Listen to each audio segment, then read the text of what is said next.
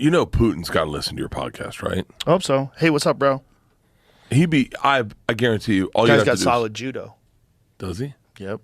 Yeah, I praise him on his judo. He's got legit judo. He's a judo black belt. If he wanted to fly you over, would you? Nay. Wait, what's wrong with your brain? I would love that. Why would you do that? I would love it. Because if anything, do you know the story about Robert Kraft in the Super Bowl ring? Where he took his ring and put it on and then kept it? Yeah. He's like, I could kill someone with this ring. I'd lose this watch in a heartbeat. And he just walks away. Yeah, you would lose that watch in a heartbeat, but no one cares about a watch. He can get a watch, but he can't get a Super Bowl ring. So he just took the Super Bowl ring. Dude, that's a different kind of human. He's probably one of, if not the richest man in the world. And, you know, the fact that he just did that to that dude and just walked off with that ring. But what about the prospect of you hanging out with Putin and turn him into a cooler dude? Of your fucking mind. Yeah, hey, forget about all those people that you killed that were your political opponents. Let's be cool now.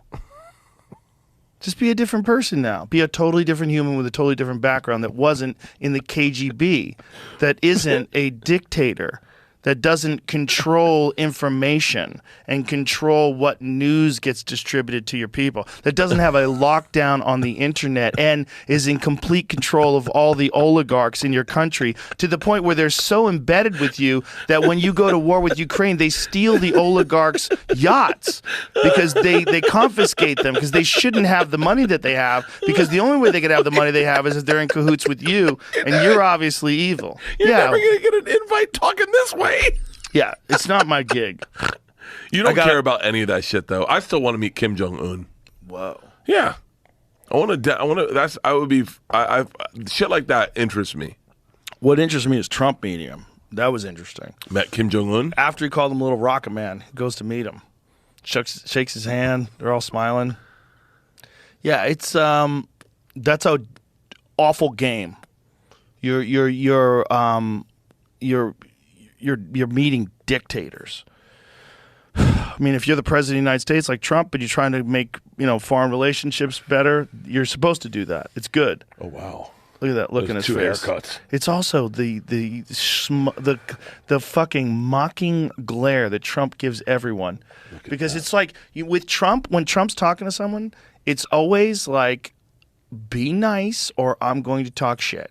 It's like, no matter what, it's like, I may talk shit. Like, well, let's get through this. Let's have an agreement.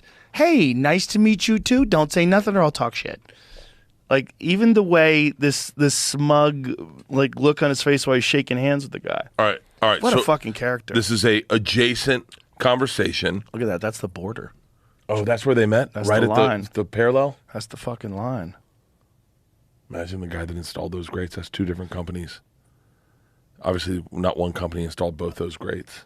I know, right? It has to be. But what about the building? How the fuck is there one building that crosses both lines? Yeah, who built that building? Who built that fucking building? Did they meet in the middle? The North Korea thing is wild. When I had Yeonmi Park on and she explained how she got out of North Korea when she was 13, how she escaped and went to China, and wow. That was one of those stories you're like, holy shit. She's talking about how people are starving in North Korea. Those are the kind of people that don't want to hear nothing about all this Marxism and woke communist bullshit. They don't want to hear nothing about that because they know this is where this goes. What they said to all those people there, they said, we can all have food if everyone just gives up their land. All these people that own land, they're the problem. We give up the land, then we'll all have the land. And the moment they did that, the moment people agreed to that, everybody's starving. Then the government controls the food distribution, and if you try to take more than your share, you get killed. It's horrific shit what they did. Horrific shit. But it all was under the guise of making a more equitable society, making a more fair and just world. Like, why should these rich people have these farms? Why should we should give it to the state? Yeah. And then all of a sudden the state is in control and everybody's starving. People are eating bugs, just trying to stay alive. Yeah, I didn't watch that episode. It's rough. But that's the problem with shaking hands with a dictator. What are you doing? What's the difference? I mean, arguably, I'm obviously I know I'm going to get lit up for saying this. But what's the difference between shaking hands with our president? It's a big difference. But the way this country is run, it's not perfect. But the way this country is run is so fucking superior to any system that is anywhere else in the world because of the checks and balances that were put in place by the founding fathers. They knew that tyranny is a natural course of progression for human nature. It's just what people do when they get in control. They become dictators, and they put all these checks and balances in the House and the Senate, and they did it all with the Electoral College to make sure that this term limits, make sure that you can't do that. Yeah. Make sure you can't do what Putin's doing. Make sure you can't do what Kim Jong-un's doing. Because when you get into a position like that, just look at what they try to do. Look at what people try to do to stop criticism on Twitter.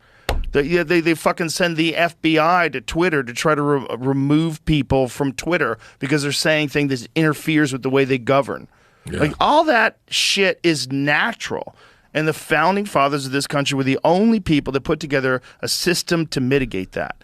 And over time, these fucking cunts and these corrupt shitheads have done an amazing job of trying to chip away at that, or convince people that it should be chipped away at, and convince people that freedom's not important. What's important is equity and inclusiveness and diversity. And no. That is a fucking... That's a sheep costume that the wolf wears. And the wolf is control. The wolf is control over people and forcing people to bend to your ideological will, whether it's the will of the people on the right or the will of the people on the left. That's what it comes in. It comes in the form of like equity and inclusiveness. But we're going to make things fair. I think you're saying the same thing almost, right? Because it's almost like McCarthyism, like where they start saying this is how it works. You can't question whatever it is, anything. Yeah, climate change. It's happening there too, almost, right? It's happening on both places. Well, it's a natural thing that people do. They don't want people questioning things because they don't. Just like you don't want someone to ask you, who's Freddie Gibbs? Like, nobody, forget it. That's what it's like. It's like they don't want to deal with all the different things that you have to deal with when you're debating something and you want to be proven correct. So what's the best way to do it? Just silence that person. Shut the fuck up. Yeah. Take him off Twitter. Ban him. Lock him up. Put him in jail. Give him house arrest. Sue him. Find a way to stop it.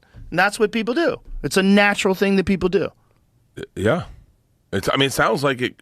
It sounds to me like it happens everywhere. It sort of happens everywhere, but here is the best version of it.